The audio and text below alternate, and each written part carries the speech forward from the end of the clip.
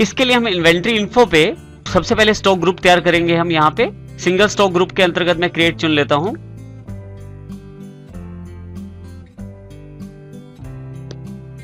Stock group creation के अंतर्गत tablets का नाम दे देता हूं। मैं यहां से एंटर कर लेता हूं और लिस्ट ऑफ ग्रुप्स में से प्राइमरी कर देता हूं।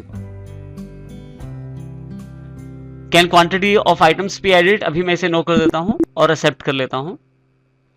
एस्केप करके अब यहां से बाहर आए और इन्वेंट्री इन्फो पे स्टॉक कैटेगरी सिलेक्ट करें अब की बार, और स्टॉक कैटेगरी के अंतर्गत सिंगल स्टॉक कैटेगरी में क्रिएट सिलेक्ट करें।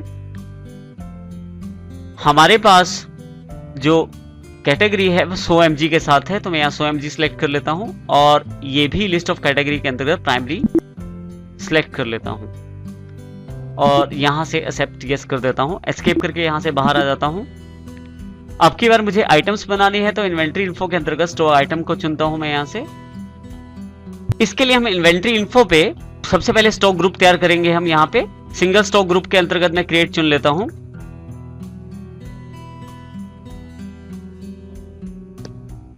स्टॉक ग्रुप क्रिएशन के अंतर्गत टेबलेट्स का नाम दे देता हूं। मैं यहां से एंटर कर लेता हूं और लिस्ट ऑफ ग्रुप्स में से प्राइमरी कर देता हूं। Can quantity of items be added, अभी मैं इसे नो कर देता हूं और एक्सेप्ट कर लेता हूं। एस्केप करके अब यहां से बाहर आए और इन्वेंट्री इन्फो पे स्टॉक कैटेगरी सिलेक्ट करें अब की बार, और स्टॉक कैटेगरी के अंतर्गत सिंगल स्टॉक कैटेगरी में क्रिएट सिलेक्ट करें। हमारे पास जो कैटेगरी है वो 100 mg के साथ है, तो मैं यहाँ 100 mg सिलेक्ट कर लेता हूं और ये भी लिस्ट ऑफ कैटेगरी के अंतर्गत प्राइमरी सिलेक्ट कर लेता हूं और यहां से एक्सेप्ट यस कर देता हूं। एस्केप करके यहां से बाहर आ जाता हूं। अब की बार मुझे आइटम्स बनानी है, तो इन्वेंट्री इन्फो के अंतर्गत स्टॉक आइटम को चुनता हूं मैं यहां से। स्टॉक आइटम में सिंगल स्टॉक आइटम के अंतर्गत क्रिएट सिलेक्ट कर लेता हूं और यहां पे हमारी जो आइटम का नाम है उसकी जानकारी देता हूं। एक्शन 500 है और ब्रैकेट में मैं जानकारी दे सकता हूं कि वो कौन सी एक्शन 500 है, यानी कि किस कैटेगरी से रिलेटेड है। ये सिर्फ पहचान के लिए है, जिसका प्रयोग मुझे अगर मेरे पास एक से अधिक मेडिसिन अवेलेबल है तो उनमें पहचान करने के लिए है कि एक्शन 500 अगर 100 mg के साथ है या 200 mg के साथ है, तो इन्फॉर्मेशन याद रखने के लिए मैं 100 mg साथ में लिख देता हूं। यहां से एंटर प्रेस कर लेता हूं। अब जैसे अंडर पे आप आते हैं तो यहां से लिस्ट ऑफ ग्रुप्स आपके पास अवेलेबल हो जाते हैं। यहां लिस्ट ऑफ ग्रुप्स में से टेबलेट्स को सिलेक्ट कर लेता हूं। कैटेगरी में मैं 100 mg सिलेक्ट कर लेता हूं और यूनिट्स में मैं यहां से बॉक्स सिलेक्ट कर लेता हूं।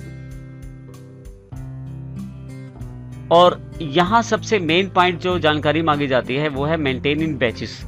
क्या ये जो दवाई है या मेडिसिन है या ये जो आइटम है हमारी, क्या ये बैचेस में मेंटेन की जाए? मैं यहाँ यस कर देता हूं इसे। इसी के साथ दो ऑप्शन और अवेलेबल हो जाते हैं। ट्रैक डेट ऑफ मैन्युफैक्चरिंग, क्या आप चाहते हैं डेट ऑफ मैन्युफैक्चरिंग ट्रैक किया जाए, यानी कि उसका ध्यान रखा जाए। इसी प्रकार से एक्सपायरी डेट को यूज किया जाए। मैं दोनों ऑप्शन को यस कर लेता हूं। और रेट ऑफ ड्यूटी अगर एप्लीकेबल है तो यहाँ से आप दे सकते हैं। अभी मैं इसे ब्लैंक छोड़ देता हूं। और यहाँ पे अगर आपके पास कोई ओपनिंग बैलेंस है तो उसे यहाँ पे आप दे सकते हैं। अभी मैं इसे ब्लैंक छोड़ के यस कर देता हूं और एस्केप करके गेटवे ऑफ टैली पे आ जाता हूं। अब क्योंकि हमने स्टॉक आइटम्स बना ली हैं, अब हमें दो अकाउंट्स और चाहिए। एक हमारे क्रेडिटर्स अल्ट्रा फार्मा और दूसरा हमारा अकाउंट है सत्यम फार्मा के नाम से, जो हमारे सन्ड्री डेटर्स हैं। इसके लिए गेटवे ऑफ टैली के अंतर्गत अकाउंट्स इन्फो को चुनें। यहां से आप लेजर सेलेक्ट करें और लेजर्स के अंतर्गत सिंगल लेजर में क्रिएट सेलेक्ट करें। यहां मैं अपने डेटर्स और क्रेडिटर्स के लिए लेजर क्रिएट करता हूं। यहां मैं अल्ट्रा फार्मा के नाम से एक लेजर क्रिएट करता हूं जो कि हमारे सन्ड्री क्रेडिटर्स हैं। इसमें maintain balances bill by bill को मैंने यस कर दिया है और इन्वेंट्री वैल्यूज आर अफेक्टेड पर नो कर दिया है। इसी तरह से मेलिंग डिटेल्स जो है बेसिक डिटेल मैंने भर दी है और बेसिक जानकारियां भरने के बाद जैसे ही मैं एंटर करता हूं ओपनिंग बैलेंस नील छोड़ देता हूं और यहां एक्सेप्ट कर लेता हूं यस करके। इसी तरह से लेजर क्रिएशन में मैं सत्यम फार्मा का अकाउंट बनाता हूं जो हमारे सन्ड्री डेटर्स हैं। इसी तरह से लेजर क्रिएशन में मैं सत्यम फार्मा का अकाउंट बनाता हूं जो हमारे सन्ड्री डेटर्स हैं।